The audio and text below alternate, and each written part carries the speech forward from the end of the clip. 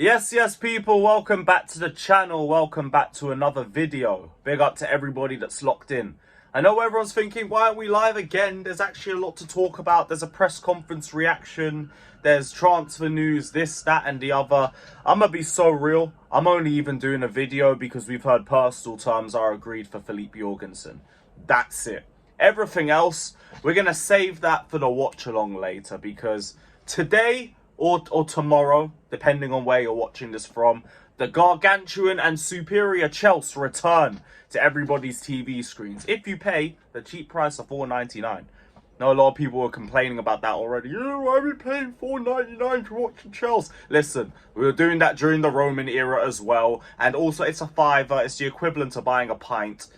Well, not in London. Even in London, you probably have to pay more than that. Who cares? Who cares? Don't care about it. But Chelsea return to everybody's screens tonight or today.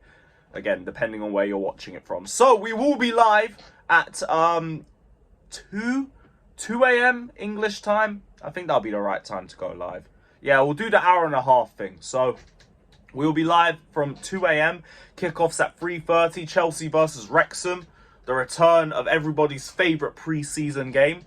So we will be there, we will be live, and we will touch on all of the rest of the transfer news and everything else that comes out over the next 8 or so hours before we go live. So for now, we're just going to talk about Filip Jorgensen. Everything else we're going to talk about later. So all the press conference quotes, all the other transfer news, the stuff on Gallagher and Cassidy and the latest in the Chalobah situation, everyone crying about it and all of that crap. Yeah, we'll touch on all of that later. But yeah, big up to everybody that's locked in. Hit the like button, subscribe. Let me know all your thoughts down in the comment section below. Hit the subscribe button. We're on the road to 50k and we are walking. We're walking there. We're now starting to briskly walk there, but we're still at walking pace and we need to pick it up a little bit. So hit the subscribe button if you haven't done so already. But without further ado, let's get into the transfer news. So we heard yesterday that Chelsea were close to agreeing personal terms with Filip Jorgensen, with the player preferring a move to Stamford Bridge over Marseille. Poor De Zerbi. Man left Brighton to get away from us hijacking all their transfers, and here we are hijacking their transfers again. Up the Chelsea. Up the Chelsea. But Fabrizio's reported today we've sent the first bid in the region of 20 million euros to Villarreal for Filip Jorgensen. Follows talks on players' side as revealed earlier this week. He's on the list as potential new goalkeeper for Maresca. Jorgensen keen on the move. That was just earlier today. Now, an hour ago, we heard Chelsea have reached an agreement with Filip's camp on personal terms. The long-term contract is ready. After Marseille asking for him, Chelsea want to be fast for the Danish goalkeeper. Jorgensen has also started following Chelsea on Instagram today. Got the big Instagram follow. If there was ever a bigger sign of how much a man wants to join another club, it's the Instagram follows. Has he unfollowed his ex-club? Is he following his other club? Is he trying to do the whole two-timing thing? We'll see, but we already know of Jorgensen. He's followed Chelsea. Personal terms are agreed. We probably offered him the 6-year contract.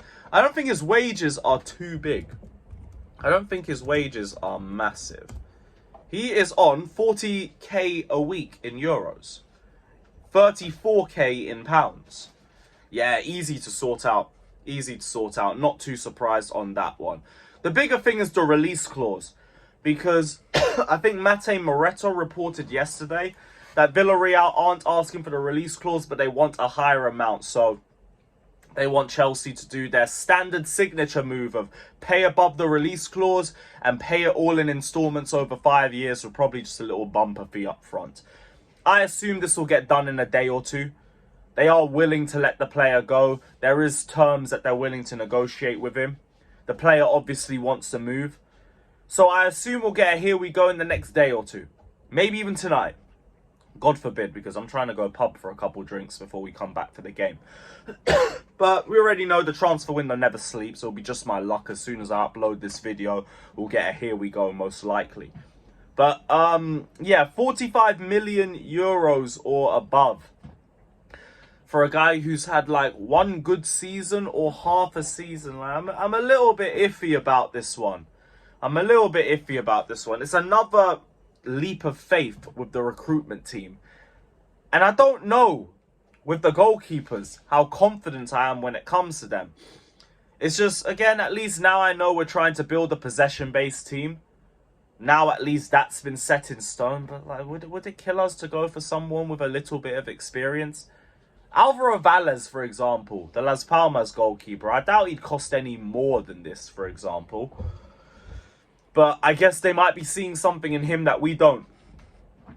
Obviously, the passing stats stand out. 99% pass accuracy. Well, short pass accuracy in La Liga. He had the most saves in La Liga as well. There's a bit of question marks over his parrying.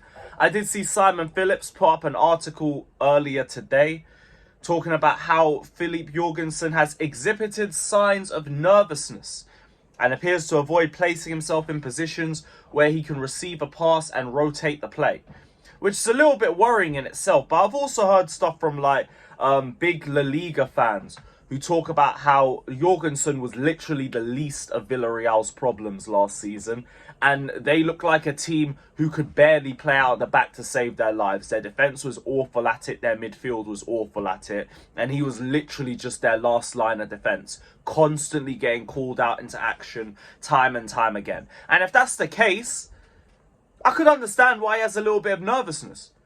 You'd be wary about who you're giving the ball to because they're very likely to lose it immediately afterwards. And I would assume we have a better defence than Villarreal. And it goes without saying we have a better midfield than Villarreal. So maybe that wouldn't be as much of a problem. The fact is, we just don't really know too much. It's another one of those signings that we've made, well, that we're trying to make with someone who's had a year of good football to half a year of good football.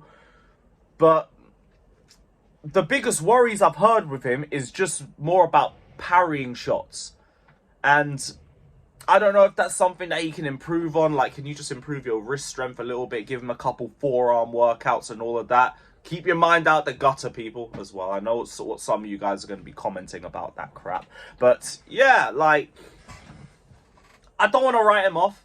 He fits the model of what we're trying to get, which is a possession-based goalkeeper, someone who's good at playing out the back. The shot stopping is there. The parrying is a bit of a worrying sign. But, like, genuinely, I've said so many times this summer that this summer is just observation for me. I'm looking at the players that you sign. I'm looking at the manager that you bring. And whatever happens next season, you're held accountable for. If the goalkeeping situation is still a mess next season, and it's because you brought another inexperienced goalkeeper who hasn't necessarily moved the needle, Clear Lake, that is on you.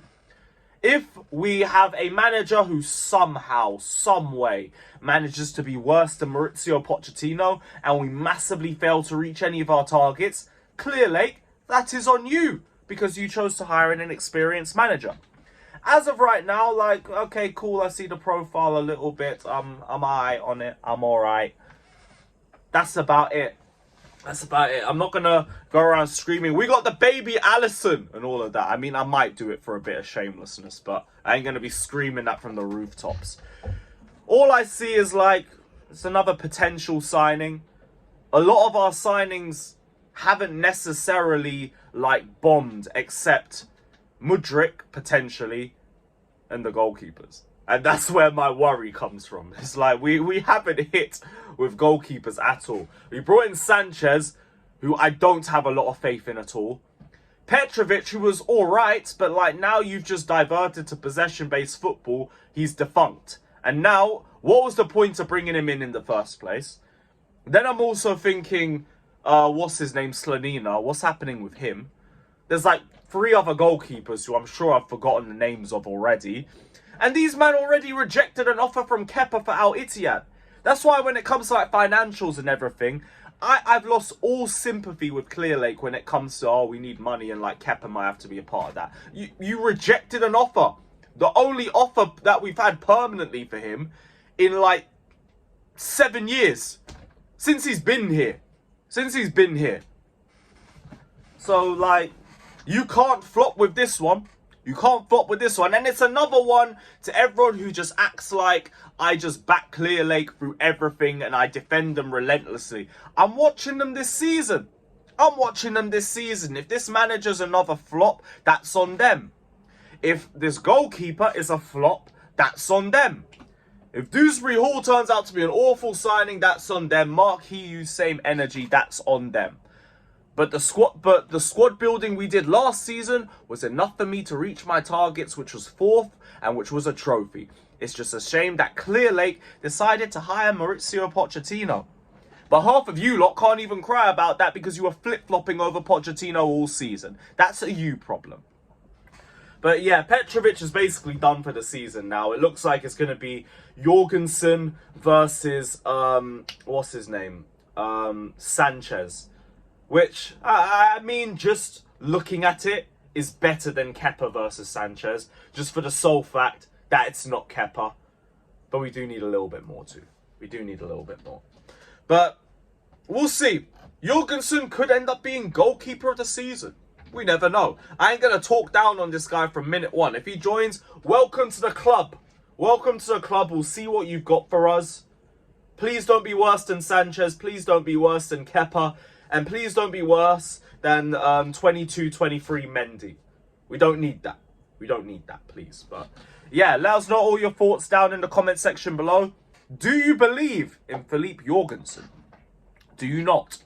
Let me know, guys. I did just see there's a Pies tweet quickly, so let me just double check. Is there anything? Did I miss it? Here we go.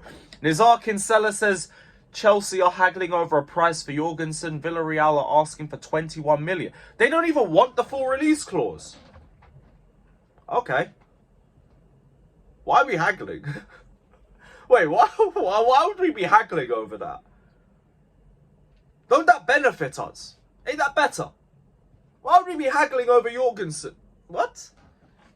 I'd understand more if we were haggling over the release clause, like 45 million euros for a guy who's had one good season. Bit of an but I'm also not recruitment. I haven't looked that deeply into him. Yeah, that's a weird one. Why are we haggling over 21 mil? But hey, should have accepted that offer from Al Ittihad for Kepa, I guess. Again, sympathy with the goalkeeping situation is very low. Very low. But again, Lewis just backs Clear Lake through everything. He just backs Clear Lake. All because you bozos look for any reason to cry about Clear Lake. Sorry for trying to be objective, people.